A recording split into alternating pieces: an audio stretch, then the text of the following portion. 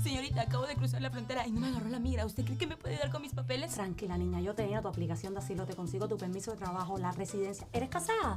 Yo te caso. ¿Hiciste los taxes? Me vas a firmar aquí. Ahí. No ponga su futuro en manos de inexpertos. Mi equipo de abogados licenciados en inmigración y yo abogaremos por sus derechos e intentaremos ayudarlo a alcanzar el sueño americano. ¿Tienes tu emprendimiento, empresa, negocio, evento en Florida Central o Tampa? ¿Quieres ser un aliado de Agárrate? Bueno, por el 50% de nuestra tarifa publicitaria puedes llegarle a toda nuestra espléndida audiencia. Aprovecha esta oferta que solamente es para Florida Central y para Tampa y va a durar muy poquito tiempo. Si te interesa esta oferta, escríbenos por el correo electrónico que está en pantalla, que nuestro equipo te va a responder con todos los detalles, o también ahí tienes un número de teléfono en pantalla para que te comuniques con nosotros. Te espero aquí en Agárrate. Buenas noches, bienvenidos a Agárrate. Hoy es viernes 2 de junio del año 2023. Y bueno, sí, yo creo que nosotros que siempre queremos estar ahí arregladitas o arregladitos, yo creo que tú debes hacer una cita con el mejor estilista del sur de la Florida, que es Calogero Tramonte. Ahí tienes la página web para que hagas tu cita, pero yo siempre recomiendo que hagas la cita a través de la aplicación de Calogero, que es tu red, porque por la aplicación puedes hacerle seguimiento a todos los tratamientos que te hagas con Calogero. Haz la cita y una vez que la tengas, trata de ser puntual. Este segmento llega a ustedes gracias a Endrina Brooks, tu agente de bienes raíces en Florida.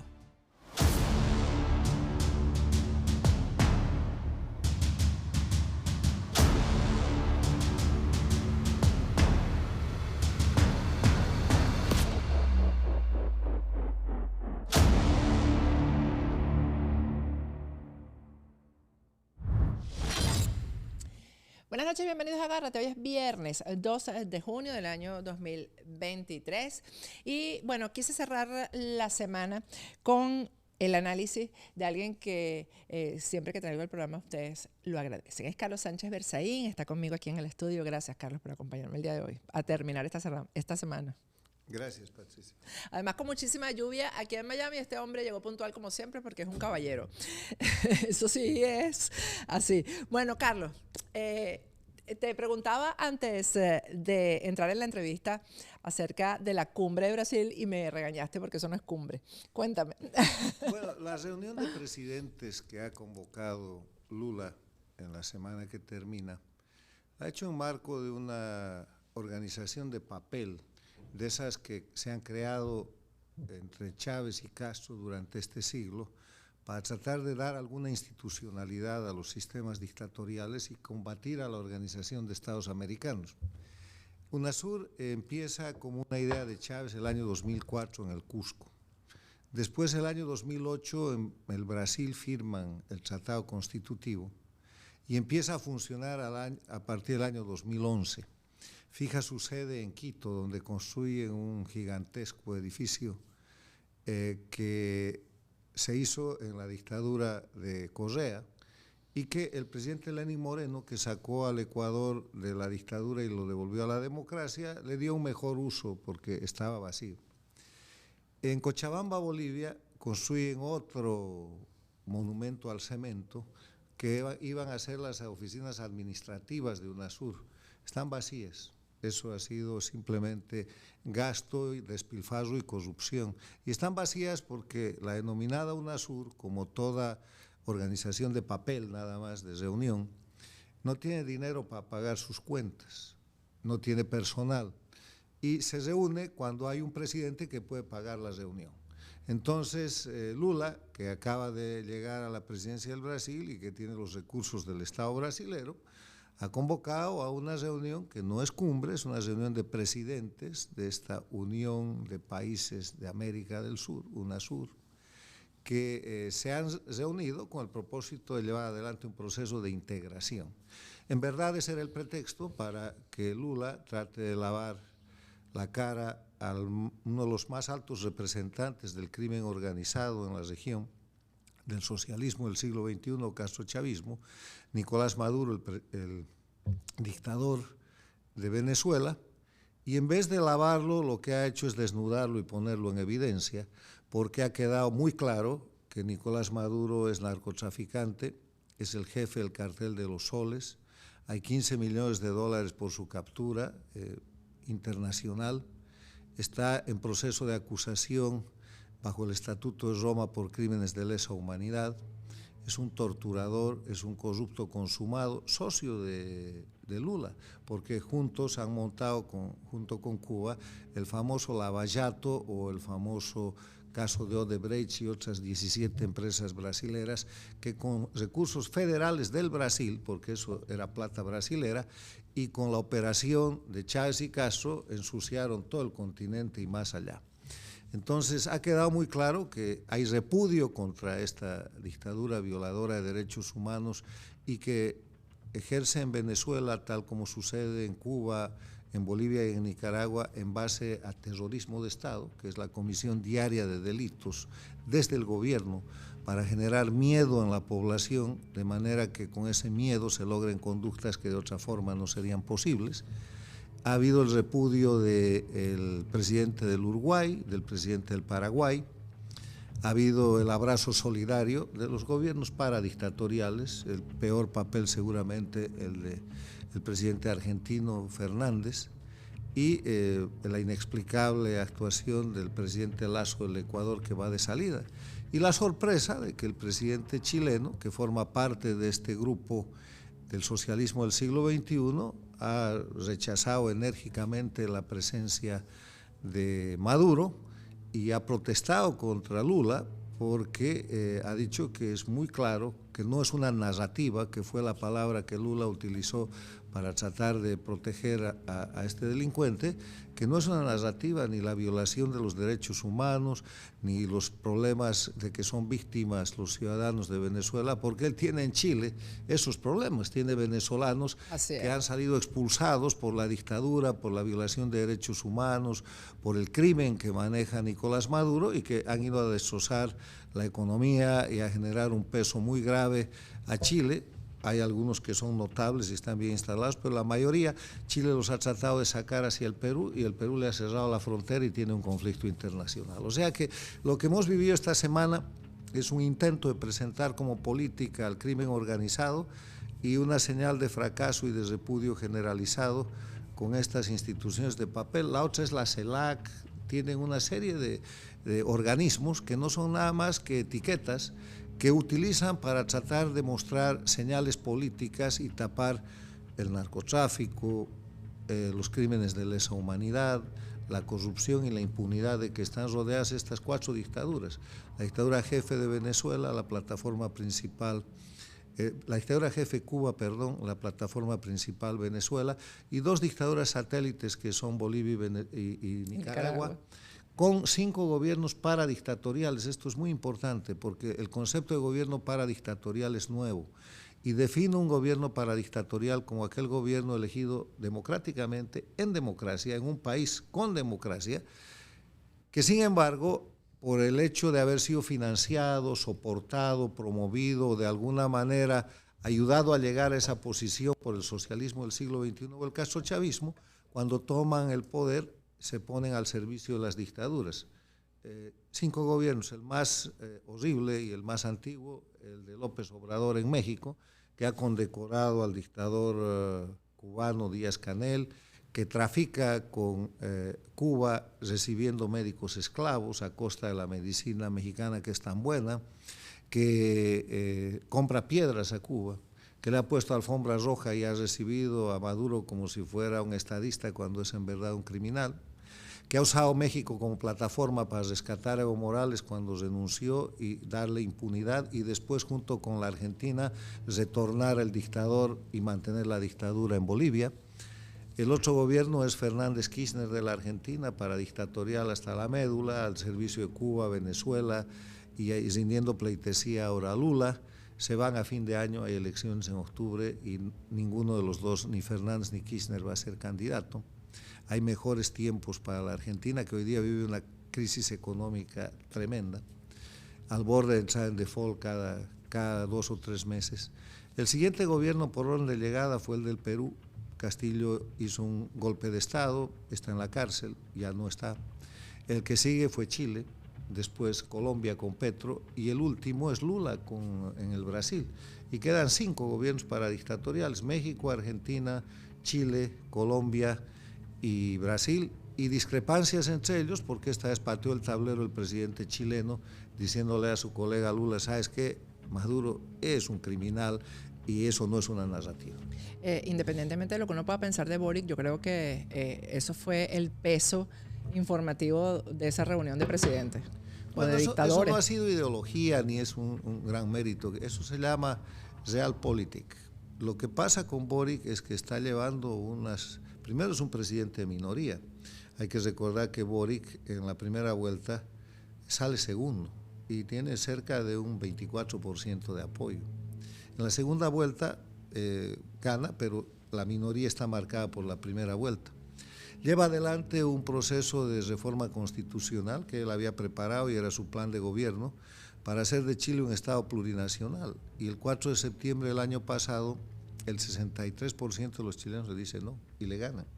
Entonces vuelve a poner un proceso de constituyente en marcha con la falacia de que la constitución actual de Chile es la constitución de Pinochet. No es cierto, es la constitución del presidente Lagos, que ya reformó la constitución de Pinochet, pero como esas cosas pegan, y esas son narrativas falsificadas de verdad, lleva a Chile a una segunda votación que ha sucedido hace unas semanas, y ha perdido, pero de una manera tremenda, al punto que los partidos de oposición tienen el control absoluto de la nueva constituyente. Entonces, con esa realidad política, más cerca de varios cientos de miles, cerca de 1 millón de venezolanos en algún momento, con los que no sabe qué hacer, porque hay venezolanos buenos y venezolanos malos, y eso es como la época en la que Fidel Castro hizo la expulsión del Mariel. El propio régimen venezolano se encarga de poner agentes, se encarga de poner criminales, se encarga de poner buzos y se encarga de poner espías para ir a desestabilizar los países con democracia. Y eso es un esfuerzo grandísimo, en este caso de Chile, cuyos servicios sociales, médicos, de seguridad están rebasados. Y por eso ha empezado a expulsar a los venezolanos hacia la frontera del Perú, y el Perú ha bloqueado su frontera y hay otro conflicto. ¿Cuál es el escenario cuando, por ejemplo, en el tema de Venezuela y ese programa que se los tengo prometido va la semana que viene, no tienen con qué pagar? No tienen con qué pagarle a los acreedores que son además amigos, como Rusia, como China, no tienen con qué pagarles. No tienen dinero, no tuvieron con qué aumentar los sueldos. Entonces, ¿eso en qué termina, Carlos? Mira, en las relaciones internacionales y en la política no hay amigos, hay oportunidades y hay intereses. Y lo que hicieron Rusia y China y siguen haciendo es que cuando Occidente, Estados Unidos, la Unión Europea, los países serios, el Banco Mundial, el Fondo Monetario Internacional, declaran inelegibles a las dictaduras, Cuba la primera, ¿qué le vas a prestar a Cuba si no produce nada, no tiene con qué pagar? Venezuela después, Bolivia está en la misma situación, Nicaragua está en la misma situación. No les presta Occidente, no les presta el sistema económico mundial, porque no pagan. ¿Y sabes por qué no pagan? Porque su balanza comercial es deficitaria, importan más de lo que exportan, no tienen con qué producir, no producen nada y están matando de hambre a sus pueblos. Entonces no les puedes dar dinero. Seguramente las Naciones Unidas les dan ayuda alimentaria, dan ayuda a los niños, a la educación. Entonces eso crea una ventana de oportunidad para que países emergentes como la China u oportunistas como Rusia, que tiene todavía la creencia de que es una potencia, aunque no tiene condiciones para eso, ocupan esos espacios y te empiezan a dar recursos con lo que tienen. Rusia te da armas, China te da productos, de repente un poco de dinero, vienen los chinos y construyen cosas, traen productos chinos, traen alimento, qué sé yo, y la deuda sube. Y llega un punto en que chinos, rusos dicen páguenme y no hay para pagar. O sea, la deuda de Cuba se calcula que está llegando a los 10.000 millones de dólares. La de Venezuela es mucho mayor porque es un país más grande y no tiene cómo pagar. Hace rato que está en default con el sistema económico internacional y ahora están entrando en default con sus amigos, entre Exacto. comillas, que nada, han hecho negocios de oportunidad. ¿Qué quieren los chinos? Quieren espacio económico, espacio geopolítico, quieren negocios, quieren expandirse, como todo país en crecimiento que aspira a ser una potencia.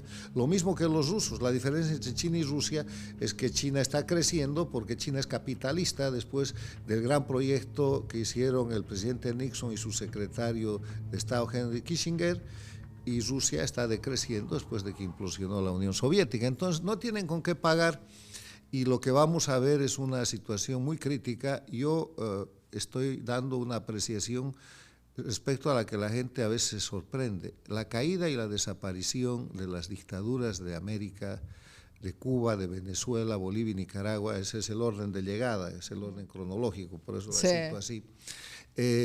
Está muy cerca, de repente es cuestión de meses o de muy pocos años, y está muy cerca por 4 razones. Primero, porque estas dictaduras no tienen pueblo. Para hacer gobierno se necesita pueblo. El respaldo popular de la dictadura de Cuba no llega al 5%. El de la de Venezuela está por debajo del 10%. Sí. La dictadura de Bolivia no llega ni al 15, menos al 20%, porque lo que tiene es un sistema falsificado de apoyo basado en criminales, los sindicatos cocaleros que producen coca y cocaína, los empleados públicos a los que han hecho crecer grandemente y que dependen del sueldo, pero es un apoyo falsificado, y los grupos criminales y de interés que giran alrededor de eso. Lo mismo que en Nicaragua.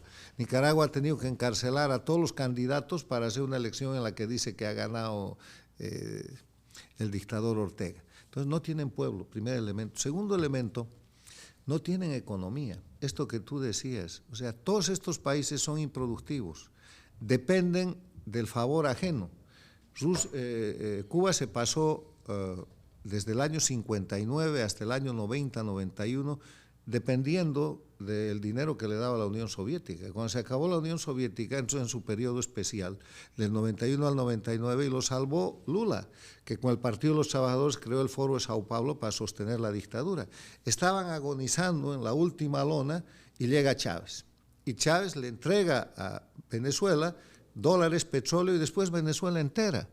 Y eso está acompañado de un hecho que deberían hablar más los venezolanos, que es la muerte de Chávez. Y ahí hay un venezolano muy notable, que es Enrique Salas Romer, el gobernador que perdió la elección en el 99 frente a Chávez, que ha documentado en su libro que Chávez fue asesinado por Cuba. Y además de la documentación que él tiene, una grabación incluida, los hechos demuestran que eso es totalmente posible, porque muere Chávez y lo que pasa con Cuba es que se apodera de Venezuela, la vuelve su colonia, y en la disputa a la muerte de Chávez entre el castrismo venezolano y el chavismo venezolano, el castrismo con Maduro y el chavismo con Diosdado Cabello, obviamente gana el castrismo venezolano y estamos viendo el resultado, un país satélite. Entonces, no tienen economía. Bolivia está con crisis, no hay $1, las reservas están técnicamente en cero y se están robando las reservas de los ciudadanos, de los fondos de pensiones, a los trabajadores activos y a los trabajadores pasivos. Pasa lo mismo en Nicaragua. Primer elemento, no hay pueblo, no hay economía. Tercero, no hay narrativa. ¿Quién se cree hoy día el cuento de la revolución cubana? Es de risa. ¿Quién se cree la revolución bolivariana? O el proceso de cambio de Evo Morales y su gente, o la revolución sandinista, nadie. Son mentiras, son vistos como criminales, como narcos, como lo que son. La revolución tecnológica ha permitido correr el velo de la narrativa mentirosa que antes se imponía más fácilmente. Y el cuarto elemento, que es el elemento terminal, no tienen opciones. Para que Cuba se salve, ¿dónde hay otro Chávez que les va a regalar otra Venezuela y va a convertir a Venezuela en un país como Cuba? Porque no es que Cuba pasaba a ser Venezuela, que el año 1999 era el país más rico de Latinoamérica. Venezuela pasaba a ser como Cuba y como Haití y han desgraciado ese país. Entonces, no hay esa opción. Los rusos y los chinos les pueden dar recursos, pero, por ejemplo, a Bolivia ha pedido $10.000 millones en yuanes. Le han dicho, sí, pero nos entregas el salario de Uyuni, queremos el control de todo lo que es la zona de los pantanos, del Pantanal, que sale con el sistema pluvial hasta el puerto de Rosario, Argentina, Y en la otra mano, cuando los argentinos han pedido plata, han dicho que queremos la administración del canal y del puerto de Rosario para completar todo eso. Y cuando ha venido el presidente argentino a reunirse con Biden, Biden le ha dicho que es una de las cosas que no puede hacer. Entonces, eso está, no hay otro loco como Chávez que regale un país para salvar una dictadura y para liquidar el suyo. Entonces, no hay opciones, se están cayendo, y se están cayendo, Patricia, en presente continuo, está sucediendo. Esto que acaba de pasar en el Brasil es una señal de caída absoluta. Lo que acaba de pasar en España con la pérdida de Pedro Sánchez, que además de ser la pérdida de Pedro Sánchez y de ser la derrota del Partido Socialista Obrero Español, es la derrota de Podemos. Podemos es el castrochavismo en Europa, claro, es sí. el partido hecho con dinero de Venezuela, con dinero de Bolivia, aportado por Chávez, por Maduro, por Evo Morales, y con toda la tecnología conspirativa, sediciosa y criminal de Cuba. Ese es Iglesias. Y ahora van a tener que, con el cambio de gobierno que viene, que empezar a rendir cuentas. Han tapado una serie de procesos que incluían los retiros y el llevado de dinero para enriquecer a esta gente y hacer el partido Podemos que con dinero de las dictaduras de América Latina. O sea, se está cayendo en España el pilar fundamental donde las dictaduras latinoamericanas, el castrochavismo, se pudo asentar con Pedro Sánchez y su socio Podemos. Acabamos de ver el repudio general en el Brasil a la maniobra de Lula para alabar al dictador Maduro.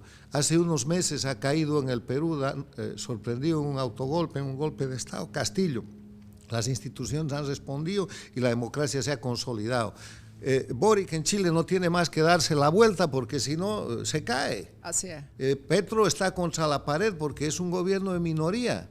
Y Lula va a empezar a tener problemas. Ha hecho una alianza tan grande para tratar de ganar la elección que ha terminado imponiéndose a Bolsonaro, que tiene un gabinete con 36 ministros. Yo no sé, yo he sido jefe de gabinete, no sé cómo hace para trabajar con 35 tipos más.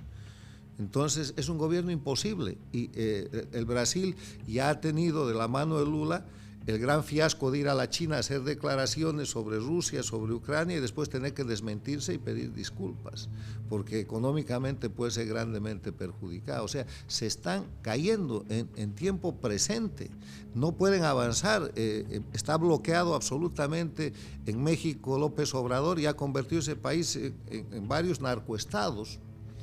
Y ha generado la crisis del fentanilo que ataca a Estados Unidos y a otros países. O sea, en tiempo real está en un proceso de degradación que no puede sino terminar con la recuperación de la libertad y la democracia, porque en contraparte a eso, el pueblo cubano está empoderado. Hay un estudio de que desde el año 2021 en que se produjeron las manifestaciones, pese a la represión, pese a los presos políticos, a la tortura, cada día hay más manifestaciones, porque hay menos luz eléctrica, hay menos comida, hay hambre. Acaba de emitirse el informe del Programa Mundial de Alimentos de las Naciones Unidas y dice que la dieta del pueblo cubano que vive en Cuba tiene solamente el 36% de la proteína que necesita. Tiene menos del 50% de los carbohidratos que necesita y está en menos de 2/3 de las calorías. O sea, están matando técnicamente de hambre al pueblo. Y a eso además la dictadura cubana dice que a partir del próximo mes solo va a entregar, ya no hay pollo para todos, solo hay pollo para los menores de 10 años y para los ancianos mayores de 70. Así están, se están cayendo. Pero ¿y cómo es ese proceso de caída? Es lo que yo me pregunto, ¿no? Porque se están cayendo, pero se aferran, todavía tienen las armas para quedarse aunque la gente no los quiera. ¿Cuál es el proceso de caída? A ver, el proceso de caída tiene unos grandes cómplices que hay que señalarlos y hay que repetir, y que son lamentablemente nuestros líderes en los países democráticos. Las democracias de las Américas y el mundo tienen una gran factura pendiente con los pueblos oprimidos y con todos los países, con sus propios pueblos, porque las democracias en los últimos años, en este siglo, han tolerado, han consentido y han sostenido y sostienen las dictaduras. Todos los países tienen relaciones con Cuba, todos los países de las Américas, pero todos los países han firmado la Carta Democrática Interamericana, que es un tratado constitutivo obligatorio cuyo artículo primero dice: la democracia es un derecho de los pueblos de las Américas y es obligación de los gobiernos protegerla y defenderla. En ese periodo, con Carta Democrática vigente, se han vuelto dictaduras Venezuela, Bolivia, Ecuador y Nicaragua. Gracias a Lenín Moreno, Ecuador está salvado. Y el sistema interamericano y el sistema mundial, nada. En Cuba hay más de 1.150 presos políticos. En Venezuela hay la puerta giratoria que cada vez certifica la fundación, Foro Penal Venezolano, 400 que van girando. Venezuela secuestra a ciudadanos americanos para después negociar a cambio de sus criminales que están presos en cárceles y juzgados en Estados Unidos. En Bolivia hay más de 286 presos políticos, la más notable, la expresidenta Yanine Áñez, que fue quien facilitó mantener la dictadura y que regrese el dictador, así le han pagado. En Nicaragua hay cerca de 100 presos políticos después de que ha expatriado los 222 en la última movida. O sea, de esto estamos hablando, de que el sistema democrático latinoamericano y mundial tolera esta situación y no cumple, porque esto no es un favor, no cumple sus obligaciones jurídicas internacionales. ¿Qué son las obligaciones jurídicas? Cesar esas dictaduras. Es una obligación jurídica internacional de todos los países democráticos de las Américas y del mundo, no solo de Estados Unidos, terminar con las dictaduras, empezando por Cuba, que tiene 64 años de dictadura. Ese es un proceso criminal, es como tolerar que una banda de mafiosos se instale al lado de tu casa y dejar que funcionen y darles luz y darles para que paguen el agua y mandarles comida y mantener negocios si te pagan al contado con ellos. Eso está pasando.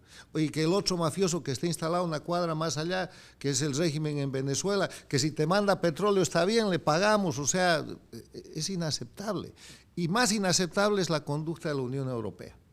La Unión Europea es la región agredida por la guerra de Rusia contra Ucrania. El motivo de la invasión es que Ucrania quería ser miembro de la Unión Europea y de la OTAN, y Rusia invade. Entonces, esa invasión es una amenaza real a la paz y la seguridad internacionales de Europa, y Europa reacciona y da ayuda a Ucrania, y Ucrania está ganando la guerra. Pero mientras eso sucede, en América Latina, las dictaduras de Cuba, Venezuela, Bolivia y Nicaragua apoyan a Rusia. No solamente la apoyan en votos en los organismos internacionales, la apoyan públicamente, y Cuba ha llegado a mandar voluntarios a esa guerra, a través de países indirectos de la órbita rusa. Y respuesta a eso, el encargado de Relaciones Internacionales de la Unión Europea, Josep Borrell, visita la semana pasada Cuba para ver cómo hacen negocios. O sea, están haciendo negocios con el enemigo. Cuba es la dictadura jefe de América Latina que está apoyando la invasión de Rusia a Ucrania, y viene la Unión Europea a darle dinero al enemigo. Eso es inadmisible, y hay países que están reaccionando, Suecia, Finlandia, y va a haber un problema dentro de la Unión Europea el momento que eso suceda. Y además de cesar el apoyo a las dictaduras de parte de las democracias de América y de Europa, se ponga en cumplimiento. Te voy a dar una lista corta de las normas que están incumpliendo los líderes democráticos. La Carta de las Naciones Unidas, la paz como obligación jurídica internacional, la Carta de la Organización de Estados Americanos, la Carta Democrática Interamericana, la Convención de San José de Costa Rica sobre derechos humanos, que es impositiva, que es mandatoria. El Tratado el Estatuto de Roma para la creación de la Corte Penal Internacional por crímenes de lesa humanidad. La Convención de Palermo del año 2000 contra la delincuencia organizada transnacional. Hay solo 2 países que están aplicando la Convención de Palermo contra el crimen organizado: contra la gente de Venezuela, Estados Unidos, y contra la gente de Nicaragua, la Argentina, porque hay jueces independientes, hay procesos contra Ortega en la Argentina aplicando la Convención de Paz, pero nadie más. Entonces, ¿por qué no cumplen las obligaciones jurídicas internacionales y protegen a sus propios pueblos? Porque Cuba, Venezuela, Bolivia y Nicaragua, en su sistema del castrochavismo, el socialismo del siglo XXI, conspiran todos los días contra las democracias, y el resultado de esas conspiraciones son presidentes paradictatoriales como Petro en Colombia, como Boric en Chile, como Castillo en el Perú y como López Obrador en México y Lula en el Brasil. O O sea, esa conspiración funciona. Utilizan los mecanismos de la democracia, el sistema de la democracia, para que con plata del narcotráfico, de la tortura, de la extorsión, de la guerrilla, del secuestro y del crimen organizado, tomen los gobiernos. Por eso todavía no caigo en cómo esas dictaduras se van a acabar y cómo se van. Están cayendo, porque pese a la complicidad, ahora esta complicidad no es eterna, ya están en evidencia, ya están señalados. En Europa se está empezando a montar el problema. Espera que el señor Borrell tenga que dar cuenta a la Asamblea del último viaje que ha hecho a Cuba. Y vamos a ver si los países desembolsan. España, que es uno de los países con mayor inversión en Cuba, va a cambiar de gobierno, vamos a ver dónde queda esa inversión. Y el cambio de gobierno es en los próximos meses. Argentina ya no le puede mandar un peso a Cuba porque no tiene. Bolivia, que es un gran sostenedor, está en quiebra y le ha mandado centenas de millones de dólares a Cuba, ha contratado médicos esclavos, ha hecho... En un país como Venezuela, donde precisamente no hay nada al frente o no hay ninguna opción real a esta que está. ¿Qué pasaría ahí en el caso de que sí haya una caída? Bueno, eso es algo que ha destrozado la propia oposición venezolana. Yo tengo un concepto sobre el que he escrito varias veces y vale la pena recordarlo hoy. Las oposiciones funcionales van a caer con las dictaduras. Bueno, tiene que ser así porque... Esa es la razón por la que las dictaduras tienen hoy día una caída más suave. Ajá. Porque a la dictadura de Venezuela, para hablar en el caso de tu país, la sostiene un conjunto de gentes que ahora han llevado primero quisieron fracasar el gobierno legítimo de Venezuela. Fue un desastre. Lo mismo que en Bolivia hicieron fracasar el gobierno que tuvo que ser de transición de la señora Áñez. Después han hecho en algún momento a Maduro el dictador más estable de la región, pero ya se ha pasado eso, se pasa muy rápidamente. Y después han hecho la mesa en México, solo beneficios para Maduro. Han ido al tema de Colombia, propiciado por Petro, otra fallida operación de lavarle la cara al régimen venezolano. Y ahora están entrando en esta cosa de la elección. Una elección en dictadura, diagnóstico reservadísimo, porque las dictaduras electoralistas son aquellos países donde se vota pero no se elige, se conoce el resultado. Entonces, la oposición funcional va a caer con la dictadura, está cayendo con la dictadura porque ha perdido mucha credibilidad y hay la emergencia de muchos líderes locales. Esto va a ser una cuestión de construir desde la base nuevos países con gente que va a tener que ser rescatada de la esencia de lo nacional, en el caso venezolano, boliviano, en el caso nicaragüense, porque lo que pasa en estos países es exactamente lo mismo. En mi país la oposición funcional, Carlos Mesa, Jorge Quiroga, Samuel Doria Medina, Óscar Ortiz y una serie de alcaldes que hoy día están como rehenes diciendo que son oposición del gobierno. La misma cosa que los alcaldes. Tú puedes dar los nombres de los venezolanos. Dios mío, es lo mismo, es que es exactamente un esquema. ¿Sabes? Es que ese es el modelo impuesto por el castrochavismo. No es que eso era idea de estos infelices que se han vendido a la dictadura. Exacto. Es la idea de la dictadura que los recluta y les dice es la cárcel o es el exilio o es esto. Y se quedan como funcionales a la dictadura. Dios. Bueno, yo estoy aquí estupefacta. Gracias, Carlos. De verdad, una vez más. No, deberías tener esperanza, porque, mira, lo primero para superar un problema es saber lo que te está pasando. Y esto está sobrediagnosticado. Lo segundo es conocer la situación de lo que causa la enfermedad. Y la situación de estos es de infelicidad total. Es un fracaso, es una miseria completa. Las dictaduras están en un proceso de franca caída. No están, su momento de mayor auge, qué sé yo, habrá sido el 2009, el 2010, el 2011, cuando Chávez todavía vivía y después cuando Cuba tomó el gran liderazgo y fue a la Cumbre de las Américas donde Obama le dio la mano al dictador cubano y después reabrió relaciones con Cuba. Ese es el momento de mayor gloria. Pero desde entonces, con con momentos en los cuales tratan de recuperarse, solo se están cayendo. Y el gran momento de la caída fue el 2019, que lamentablemente se desperdició en Venezuela por el gobierno legítimo de Guaidó, Leopoldo López y la gente. La historia los va a juzgar, eso ha sido un crimen. Y en Bolivia con la señora Áñez y el grupo con el que ella se metió, de nuevo, Jorge Quiroga, Doria Medina, Carlos Mesa, Óscar Ortiz, la historia los va a juzgar y el pueblo ya los está señalando. Entonces, están cayendo. La oposición funcional les ha dado un respiro que ha sido muy grave para Venezuela y Bolivia porque ha matado la moral, criminal, ha matado la eso esperanza, ha sido criminal. Ha liquidado la posibilidad de la libertad que se veía ahí a la puerta, en la puerta misma, a la vuelta de la esquina. Pero ahora estamos volviendo, los pueblos están en resistencia y las dictaduras están cada vez más débiles. Amén. Gracias, Carlos Sánchez Berzaín, además en nombre de toda la audiencia que siempre de verdad le encantan las entrevistas, las conversaciones con este señor. Vamos a ir a un corte y al regreso seguimos con Agárrate.